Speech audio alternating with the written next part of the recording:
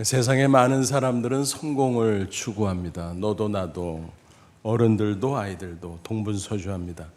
신문에서도 방송에서도 또 서점가에서도 성공에 관한 이야기들은 차고 넘칩니다. 여러분, 그런 모습을 어떻게 생각하십니까? 성공 자체 나쁘다고 말할 수는 없지요. 하지만 문제가 있습니다. 분명한 목적의식 없이 맹목적으로 성공을 추구하는 것입니다. 그런 경우를 가리켜서 우리가 성공지상주의라고 말하죠. 성공 자체는 나쁘지 않지만 성공지상주의는 위험천만한 것입니다. 자칫 스트레스만 받다가 불행해질 수도 있습니다. 혹 자신이 목표한 성공을 거둔다고 할지라도 그 후에는 허무해질 가능성이 농후합니다. 그런 인생을 살면 후에 막심하게 된다는 거죠. 성경에 등장하는 인물들 가운데도 여러 사람들을 발견할 수 있는데 그 중에 대표적인 인물이 누굴까요? 저는 솔로몬을 꼽습니다. 솔로몬은 다윗을 이어서 왕이 됐잖아요. 처음에는 잘했습니다. 겸손하게 기도하고 그렇게 출발했습니다. 그런데 안타깝게 시간이 갈수록 점점 세속에 빠져들어갔습니다. 부귀영화 권세 이미 넘치도록 얻었음에도 불구하고 끊임없이 더 추구했다라는 것입니다. 한마디로 성공지상주의자가 됐다는 것입니다. 그러면서 자기 자신도 모르게 하나님에게서 점점 멀어져 갔습니다. 그렇게 세월이 흐른 후 그는 지나간 인생을 회고하면서 그 심경을 토로합니다. 그게 전도서지요. 1장 2절 보면 전도자가 이르되 솔로몬이죠. 헛되니 모든 것이 헛되도다. 얼마나 허무감이 사무치면 헛되다는 말을 그렇게 반복할까. 그러다가 그는 마지막 결론에 이르러 이렇게 말씀합니다. 12장 2절 너는 청년의 때 너의 창조주를 기억하라. 여기서 청년의 때라는 것은 20, 30대를 가리키는 것이 아니라 죽기 전에 하루라도 빨리 이런 뜻이죠. 그래서 하나님을 경외하라. 12장 13절 구체적으로 권면하죠. 일의 결국을 다 들었으니 하나님을 경외하고 그 명령들을 그 말씀 하나님의 뜻을 지킬지어다. 이것이 모든 사람의 본분이니라. 그러니까 하나님을 경외하고 하나님의 뜻대로 사는 것, 그것이 인생의 가장 중요한 핵심 사항이다라는 것입니다. 그러니까 성경적 성공의 기준은 뭘까요? 하나님의 뜻대로 사느냐 아니냐, 그겁니다. 미국 교회에서 유명한 목사 중 하나였던 조지 투렛이 이런 말을 남겼습니다. 하나님의 뜻을 실행하는 것이 최고의 성공이다. 정말 그렇죠. 하나님의 뜻을 실행하고 이루는 것이 성공. 그러니까 세속적인 성공의 기준과는 전혀 다르죠. 성경에 제시한 성공적인 인물들은 다 그랬다는 것입니다. 오늘 본문에 나오는 에스더 역시 마찬가지였어요. 성경적 성공이었습니다. 이런 성공을 추구하면 그 인생에 부작용이 없습니다. 반드시 행복한 인생이 될 수 있습니다. 더 나아가 영원히 빛나는 영광스러운 인생이 될 수 있다는 사실입니다. 여러분, 한 번뿐인 인생인데, 그리고 기왕에 신앙생활 하는데 이와 같은 인생 되고 싶지 않으십니까? 당연하지요. 그렇다고 꼭 에스더처럼 아주 사회적으로 세상에서 높고 대단한 인물이 돼야 된다, 그 말씀을 드리는 것은 아닙니다. 원리가 중요함을 소개하고 싶은 것입니다. 그 원리에 충실할 수 있다면 크든 작든 높든 낮든 또 많든 적든 우리는 하나님 앞에 진짜 성공한 인생이 될 수 있을 것입니다. 아무쪼록 오늘 말씀을 통해서 성경적 성공의 원리를 다시 한번 확인하시고 에스더처럼 또 여러 신앙의 선배들처럼 진짜 성공한 인생으로 꼭 살아가시기를 주님의 이름으로 축원합니다. 에스더서 배경은 바사 제국 시대입니다. 페르시아죠. 그 당시 왕은 아하수에로 왕이었습니다. 이스라엘 유다 왕국이 바벨론에게 멸망했잖아요. 그 바람에 숱한 포로들이 그 땅에 잡혀갔습니다. 세월이 많이 흘렀어요. 그러는 가운데 바벨론 제국이 멸망하고 그 땅에 바사 제국이 들어서게 됩니다. 이스라엘 포로들은 여전히 남아 있었습니다.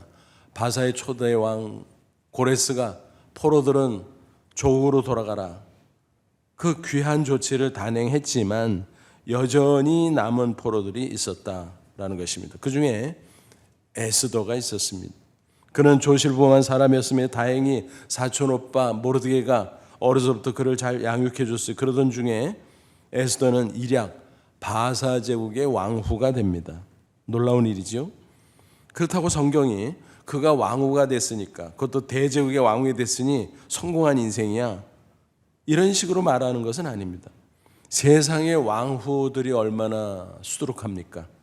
뭐 왕과 귀족 등등 뭐 대단한 사람이 얼마나 많습니까? 그렇다고 그들을 가리켜 성경이 성공한 사람들이 이렇게 말하지 않는다는 것입니다. 오히려 그들 가운데 불행해진 사람, 또 나중에는 비참해진 사람 얼마나 많습니까? 왕후들도 다 같은 왕후가 아니라는 것입니다.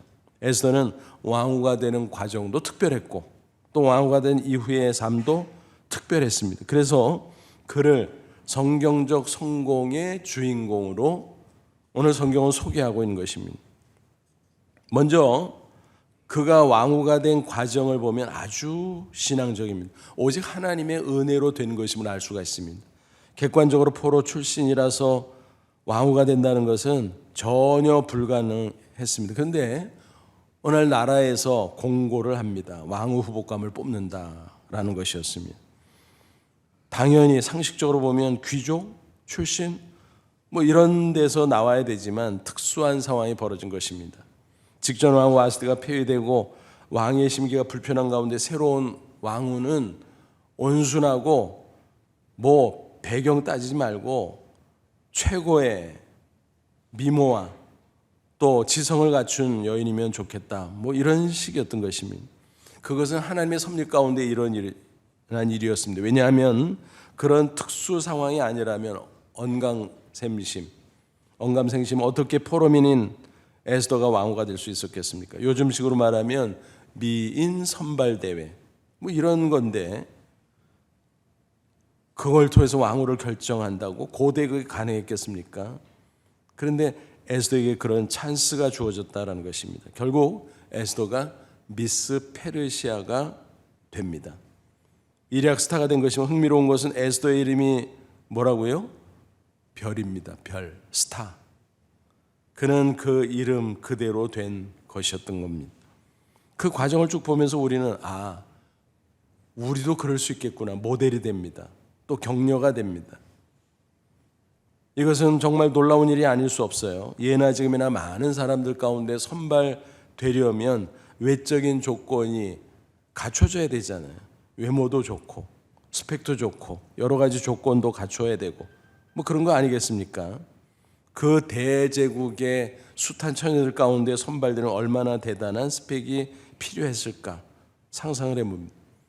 그 반면 에스더의 프로필 아주 간단해요. 성경은 그것을 소개하는데 2장 7절 보니까 그의 삼촌의 딸 하다사고 에스더는 부모가 없었으나 용모가 곱고 아리따운 처녀라. 그의 부모가 죽은 후에는 모르드게가 자기 딸같이 양육하더라. 고하다, 포로 출신이다, 어려서부터 남의 손에 키워졌다, 뭐 이런 식입니다. 요즘식으로 말하면 흙수저, 아니 무수저라고 말하는 게 더 맞을지도 모르겠습니다.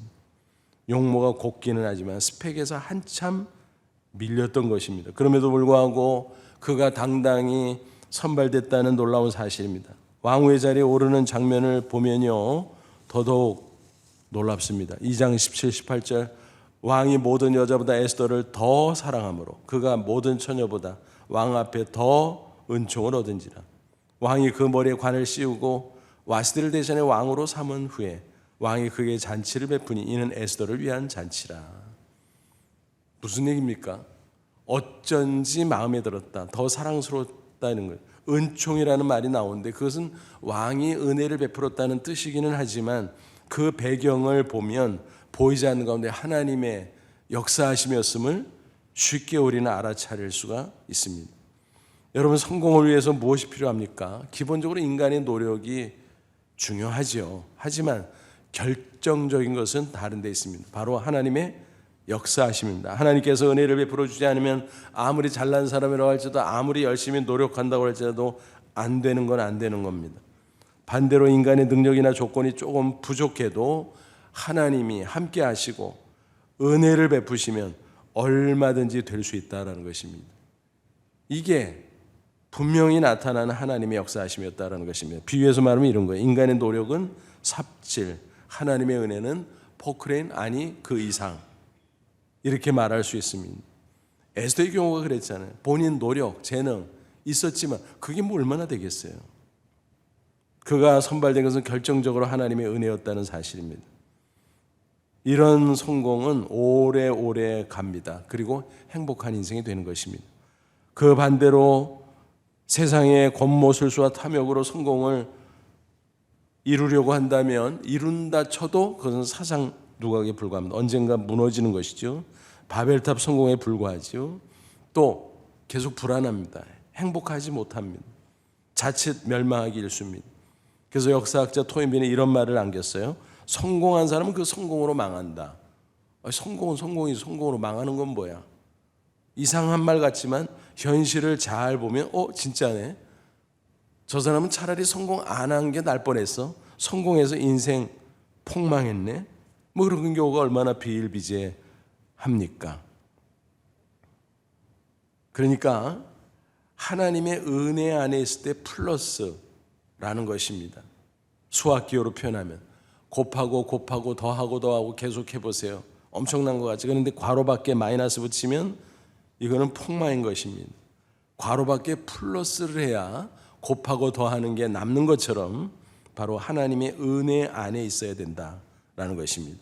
누가복음 16장 보면 거지 나사로와 무명의 부자 이야기가 나오잖아요. 이름이 나온 쪽이 주인공이죠. 맞습니다. 나사로가 주인공입니다. 부자는 부경화를 들고 매일 하는 일이라고 하면 파티예요. 사람들 초대해서 먹고 마시고 즐기고, 반면에 나사로는 어떤 고생합니다. 병도 있어요. 심지어 부자의 집에서 나온 음식 찌꺼기를 먹으면서 겨우 연명합니다.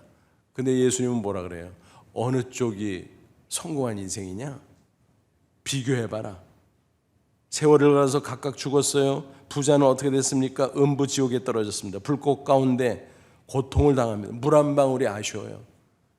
그런데 나사로 어떻습니까? 천국 아브라함의 품 안에서 복락을 누리고 있어요. 여러분, 어느 쪽이 성공한 인생이에요? 바로 무명의 부자는 세상에서는 성공한 것처럼 보였지만 사실은 마이너스가 붙은 인생이었다는 것입니다. 그래서 예수님은 이런 말씀하셨습니다. 마태복음 16장 26절, 사람이 만일 온 천하를 얻고도 제 목숨을 잃으면 무엇이 유익하리요? 사람이 무엇을 주고 제 목숨과 바꾸겠느냐? 온 천하를 얻었다면 얼마나 큰 성공입니까? 그런데 만약 제 목숨을 잃으면, 여기서 목숨은 육신의 목숨뿐만이 아니라 영혼의 생명을 포함하는 거지요. 그러니까 예수님을 믿고 죄와 사망에서 구원받고 영생을 얻어야 되는데 그것을 빼놓으면 세속적인 성공을 거둔들, 그 성공이 아무리 큰들 다 부질없는 짓이다라는 말씀인 겁니다. 따라서 우리는 무엇보다 먼저 믿음으로 구원받는 것이 인생의 우선순위다라는 것입니다. 그리고 그 후에 믿음으로 하나님의 은혜 안에서 은혜를 구하면서 살아야 하는 것입니다. 그런 가운데 얻어지는 성공이 진짜 성공이라는 거예요. 행복한 성공, 기쁨이 있습니다. 만족이 있습니다. 아무쪼록 오직 믿음, 오직 하나님의 은혜로 성경적인 진짜 성공을 추구하고 이루어가는 저와 여러분 되시기를 주님의 이름으로 축원합니다. 그리고 다음으로 성경적 성공의 또 한 면은 뭘까요? 목적성입니다. 성공이 무엇을 위한 거냐, 무엇을 지향하냐라는 거죠. 흔히 많은 사람들은 자신의 유익과 영달을 위해서 성공을 추구하지요. 얼핏 보면 뭐가 당연한 거 아니야? 내가 나를 위해서 성공하지 누굴 위해서 성공해? 근데 성경의 원리는 전혀 그렇지 않아요. 모든 인간은 피조물이잖아요. 특별히 예수 믿고 구원받은 성도는 하나님의 자녀잖아요. 그 존재 목적이 하나님께 영광을 돌리는 것이다라는 것입니다. 그러니까 이상한 겁니다. 내가 나를 위해 살면 잘 될 것 같은데 안 돼요. 근데 내가 하나님의 영광을 위해서 살면 잘 돼요. 여러분, 그게 원리거든요. 창조 원리고 구원의 원리거든요. 믿음으로 구원받은 성도는 비로소 그런 진리를 깨닫기 시작합니다. 그래서 인생의 목적을 오직 하나님께 영광 돌리는 것에 초점을 맞추게 된다는 것입니다. 그럴 때 인생은 가치 있고 의미 있는 인생이 될 수 있는 것입니다. 우리가 흔히 사물이나 사람의 가치를 평가할 때 그 기준이 뭐지요? 세상에서는 외적인 크기, 규모로 평가합니다. 야, 엄청나, 커, 대단해, 그거 가치 있는데? 라고 말합니다. 그건 틀렸어요. 잘 생각해 보면 대본에 알 수 있어요. 예를 들어서 피아노 한 대가 있다고 생각합니다. 엄청난 그랜드 피아노입니다. 와, 대단하죠? 또 그거 얼마래요? 와, 엄청 비싸다. 여러분, 기본적으로는 좋죠. 나쁠 건 없지요. 하지만 정말 중요한 것은 뭐냐? 누가 어떤 곳을 연주하는 데 사용되느냐라는 거죠. 안 쓰면 불용, 그래서 무용지물이 됩니다. 잘못 쓰면 오용, 잘 쓰면 선용. 오직 선용할 때 가치가 발생된다라는 것입니다. 사람도 마찬가지죠.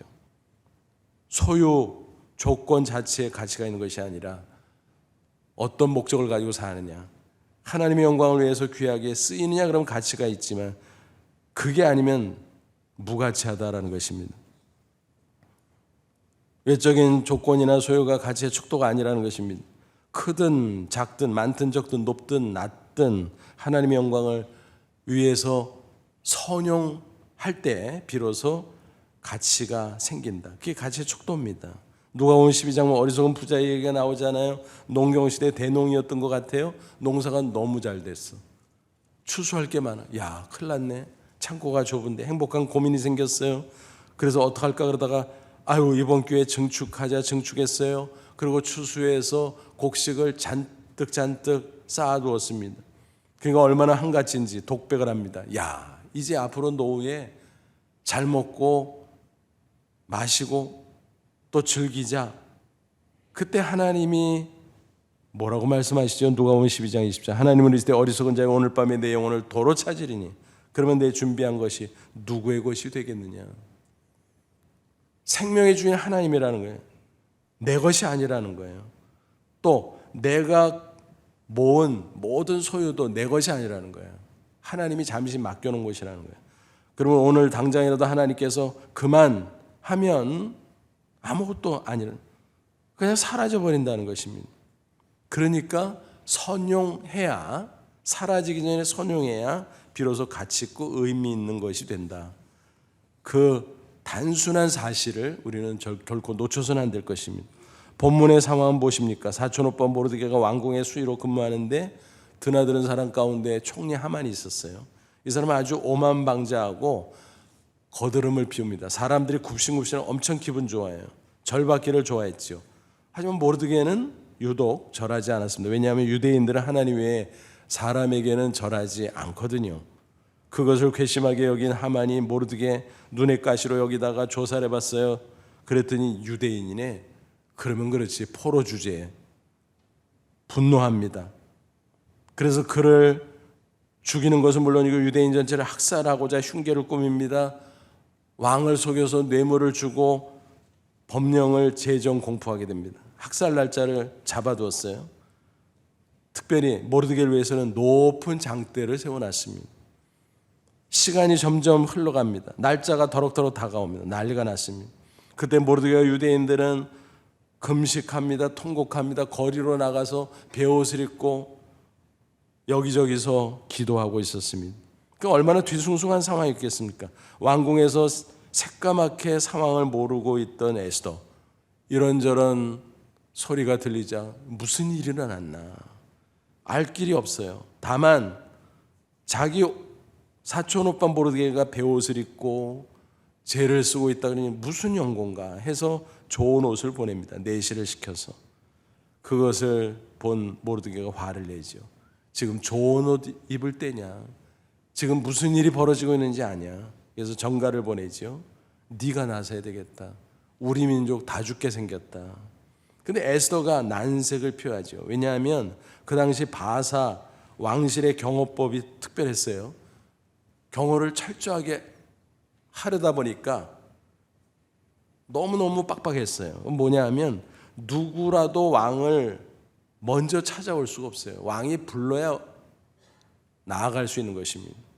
왕후 예외가 없었습니다. 근데 왕이 에스더를 부르지 않은 지 한 달이 지났어요. 그러면 왕의 심기가 어떤지 에스더로서는 왜 왕이 나를 한 달째 안 부르지? 뭐 이런 시가 아니었겠습니까? 그래서 은근히 불안합니다. 혹시 내가 나섰다가 왕이 심기가 불편해서 소리를 지른다든지 아니면 그 모습을 보고 옆에 시위병이 위해를 가하는 것을 오해해서 나를 찌르면 나는 죽는데 왕후도 예외가 없다는 것입니다. 그래서 난색을 피했는데 그 이야기를 전해 들은 모르드게가 이번에는 화를 냅니다. 13, 14절 모르드게가 그를 시켜 에스더에게 회답하되 너는 왕궁에 있으니 모든 유다인 중에 홀로 목숨을 건지리라 생각하지 말라. 이때 내가 만일 잠잠하면 말이 없어요. 유다인은 다른 데로 말미암아 노인과 구원을 얻으려니와 너와 내 아버지 집은 멸망하리라. 내가 왕후의 자리를 얻은 것이 이때를 위함이 아니지 누가 알겠느냐. 무슨 얘기? 우리 유대인은 하나님의 백성이야. 하나님이 반드시 구원해. 내가 만약 도구로 쓰이지 않는다면 하나님 다른 방도를 쓰실걸? 그럼 너는 어떻게 되겠니? 너는 망하는 거야. 너의 집안도 다 망하는 거야. 생각해봐라. 네가 잘나서 왕후가 됐냐? 네 노력으로 왕후가 됐냐? 전적인 하나님의 은혜 아니냐? 그럼 하나님이 쓰시려고 할 때 드려야 되는 게 아니냐? 그렇게 도전합니다. 그 말을 전해 들은 에스더가 정신이 번쩍 나요. 맞아. 내가 포로 소년인데, 내가 고한데, 내가 어떻게 왕후가 됐겠어? 전적으로 하나님의 은혜이지. 하나님 우리 민족을 구원하기 위해 나를 쓰신다면 내가 내 목숨까지 바쳐야지. 그래서 결단합니다. 그리고 모르드게에게 전합니다. 16절 당신은 가서 수산에 있는 유다인을 다 모으고 나를 위해 금식하되 밤낮 3일을 먹지도 말고 마시도 마셔서 나도 나의 시녀와 더불어 이렇게 금식한 후에 규례를 어기고 왕에게 나아가니 죽으면 죽으리라. 무슨 얘기? 목숨 바쳐 내가 왕께 나가겠소. 죽으면 죽고 말면 말고. 그렇게 선포하고 에스더는 기도 가운데 왕에게 나가면 어떻게 됐을까요? 경호법상 예외가 하나 있었습니다. 왕에게 먼저 나간 사람을 왕이 보고 좋게 여기면 왕의 지휘봉인 금규, 예전 번역에는 금홀이라고 되어 있죠. 그걸 이렇게 들어서 표시를 합니다. 가까이 오라, 허가하노라, 허락하노라, 뭐 이런 식이지요. 그러면은 살 수 있습니다. 또 소청을 드릴 수도 있습니다. 에스더가 나아갔을 때 어쩐지 사랑스러워 보였습니다. 그래서 왕이 금규를 들어서 표시를 했고 에스더는 다가갈 수 있었습니다. 소원이 뭔고? 뭐를 원하는고? 뭐든지 내가 다 들어주지. 왕은 그렇게 얘기했지만 에스더는 단계별로 지혜롭게 천천히 합니다. 놀랍지요. 그래서 그런 과정 속에서 왕이 전모를 파악하게 됩니다. 하만이 얼마나 흉측한 인간인가. 반면 모르드게는 과거에 공을 세웠던 일이 있었는데 그것도 왕을 시해하는 것을 미리 파악해서 막아줬는데 포상도 안 하고 지나갔어요. 야, 그랬어? 그러면서 역전이 됩니다. 하만의 그 흉계를 알아차린 왕 어떻게 하죠? 하만의 총리 자리를 모르드게에게 주고 또 하만의 모든 재산을 에스더에게 주고 기가 막힌 일이 벌어지게 되지요. 또 하만이 모르드게를 매달아서 처형하려고 했던 그 장대 자기가 달려 죽임을 당하고 기가 막힌 일들이 하나하나 전개됩니다. 그리고 왕이 국경일을 제정하는데 불임절 이틀을 줘요. 이틀. 하루는 과거에 있었던 법령은 변개할 수가 없습니다. 그 제국에서는. 그러니까 그거를 극복하는 또 다른 법령을 하나 만드는 수밖에 없었어요.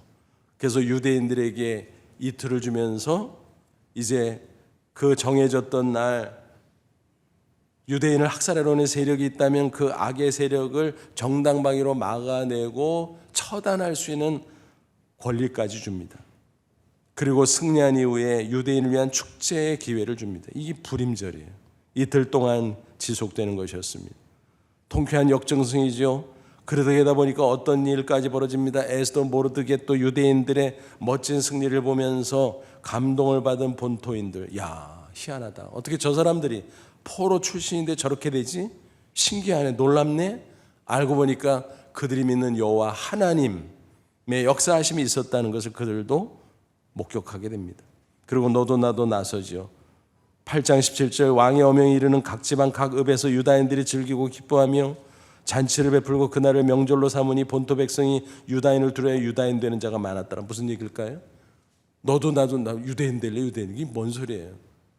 혈통을 바꿀 수 있습니까? 얼굴을 바꿀 수 있습니까? 아니죠. 이거는 믿음의 이야기입니다. 믿음을 고백하고 표시로 할례 받으면 다 유대인 즉 하나님의 백성이 된다는 것입니다. 그래서 바사 본토 사람들 다수가 이스라엘 신앙 공동체 안에 들어오게 됐다는 것입니다. 정말 놀랍죠. 그러니까 여러분, 성공의 목적은 오직 하나님께 영광을 돌리는 것입니다. 그 목적대로라면 하나님께서 책임져 주십니다. 갈수록 더 큰 은혜를 부어주십니다. 그래서 하나님의 축복을 받으면 또 그걸 가지고 또 하나님의 영광을 위해 선용하고 헌신하면 하나님은 더 큰 축복을 주십니다. 또 그것으로 선용하고 헌신하면 더 큰 축복을 주십니다. 축복의 선순환이죠. 마태복음 6장 33절 말씀 그대로입니다. 그런즉 너희는 먼저 하나님의 나라와 하나님의 의를 구하라. 그래야만 이 모든 것을 너희에게 더하시리라. 하나님의 뜻에 하나님의 영광에 초점을 맞추면 모든 것을 더해 주신 하나님의 역사, 은혜와 축복의 역사가 있다라는 말씀입니다. 스위스의 사상가 카를 힐티가 이런 말을 한 적이 있습니다. 자기 책에서 생애 최고의 날은 자기 자신의 사명을 발견한 날이다. 어떤 목적을 위해서 사는가? 맹목적으로 성공하려고 하나? 그거는 가짜 성공입니다. 무너질 성공입니다. 오직 하나님이 원하시는 올바른 목적, 오직 하나님께 영광을 위해서 사는 것이 내 인생의 목적이다, 사명이다. 그것을 깨닫고 나아가면 그것이 최고의 축복이요 최고의 영광이다라고 하는 것입니다. 그렇습니다. 우리가 구원받은 성도로서 나에게 주어진 죄와 예를 들어서 시간이나 건강이나 물질이나 재능이나 지위나 권세나 뭐 이런 것들을 오직 하나님께 영광, 그 목적대로 선용하며 산다면 그것이야말로 가장 큰 기쁨이요 가장 큰 영광이 되는 줄로 믿습니다. 그게 없으면 구원받은 성도는 어떻게 돼요? 솔로몬의 모습처럼 되는 거예요. 인생이 불쌍해지는 거예요. 세상적으로 성공한 것 같은데 오히려 허무해지는 거예요. 그러니까 세속적인 성공은요, 왜 가짜인고 하면 거두지 못하면 좌절, 또 거두고 나면 허무. 둘 다 나쁜 거잖아요. 여러분 헤비타트 운동 아시죠? 무주택자들에게 사랑의 집을 지어주는 운동. 우리 한국 본부도 있죠. 지미 카터 전 대통령이 합류하는 바람에 세계적인 단체가 돼서 전 세계적으로 퍼져 나갔습니다. 근데 그 헤비타트의 설립자는 누구냐면 밀라드 풀러예요. 그 사람 본래 시골 출신으로 너무너무 가난했어요. 아주 지긋지긋하게 가난했어요. 그래서 돈에 한이 맺혔어요. 그래서 야, 내가 성공하자, 돈 벌자. 그래서 열심히 공부했고 변호사가 됐고 사업을 했고, 그런데 돈이 어마어마하게 벌리는 거예요. 야, 재밌네. 29세 이미 백만장자의 반열에 올라갔어요. 그는 그 재미에 점점 빠져서 주일도 무시하고 또 가족도 멀리하고, 그래서 오랜만에 집에 와보니까 아내 린다가 없어진 거예요. 그래서 이 사람 어디 갔어? 쪽지가 있었습니다. 이게 사는 거냐? 당장 헤어져. 기가 막힌 메시지였습니다. 아니, 돈다발 안겨줘서 행복해할 줄 알았는데 아니었어. 충격이었습니다. 정신이 번쩍 들었습니다. 그래서 모든 것을 중지하고 아내와 함께 3년 아프리카 선교를 떠나고 다녀오게 됩니다. 인생이 완전히 바뀌게 되지요. 재산을 다 정리하고 헤비타트 운동을 시작했습니다. 그런데 이상하게 행복해진 거예요. 인생이 눈에 보인 거예요. 아, 이거구나. 기쁨이 있었습니다. 보람이 있었습니다. 뿌듯했습니다. 그는 진정한 부자가 된 것입니다. 이 땅에서도 빛나고 저 천국에서 빛나는 진정한 스타가 된 것입니다. 여러분, 세상은 세월과 더불어 흘러가고 사라지잖아요. 베드로전서 1장 24절, 그러므로 모든 육체는 풀과 같고 그 모든 영광은 풀의 꽃과 같으니 풀은 마르고 꽃은 떨어지되 화무시 비록 권불 10년. 그러므로 이런 세상의 재화들이 사라지기 전에 영원한 가치로 바꾸는 것이 지혜로운 사람의 모습입니다. 에스더가 그랬습니다. 그는 지혜로운 사람입니다. 가정에서요, 그가 만약 모르드게의 제안을 거절했다면, 아니 하나님의 뜻을 거부했다면 어떻게 됐을까요? 그 전에 성공한 것 같았지만 그거는 가짜 성공이고 결국은 폭망했을 것입니다. 그렇습니다. 성경적 성공이 진짜 성공입니다. 성공의 과정은 오직 하나님의 은혜, 성공의 목적은 오직 하나님께 영광이어야 되는 것입니다. 그럴 때 행복한 인생, 의미 있는 인생이 되는 것입니다. 에스더는 그 이름대로 지상의 스타였지만 동시에 천국의 스타가 될 수 있었습니다. 아무쪼록 그와 같은 성경적 성공을 추구하며 살아가시 바랍니다. 자손들에게도 가르쳐 주시기를 바랍니다. 그래서 자자손손 하나님 안에서 은혜를 누리고 하나님의 영광을 함께 참여하는 그런 진짜 성공의 주인공들이 다 되시기를 주님의 이름으로 축원합니다. 기도하겠습니다. 아버지, 감사합니다. 우리에게 진리를 다시 깨우쳐 주심을 감사합니다. 에스더처럼 하나님의 은혜, 성공을 추구하게 하시고 또 하나님께서 우리에게 주어지는 재화들을 오직 하나님의 영광을 위해서 선용하는 저희들, 그래서 진짜 성공의 주인공들 다 되게 주옵소서. 이 땅에서 승리하고 저 천국의 별처럼 빛나는 존재들이 다 되게 해주옵소서. 이 시간 귀한 시간 갖게 됨을 감사합니다. 우리 믿음의 가정에 사랑하는 자손들을 주셔서 유아 세례로 어린이 세례로 오늘 함께합니다. 하나님 성령으로 임재하셔서 귀한 아이들에게 하나님께서 성령으로 인쳐주시고 귀한 가정에 큰 복을 내려 주옵소서.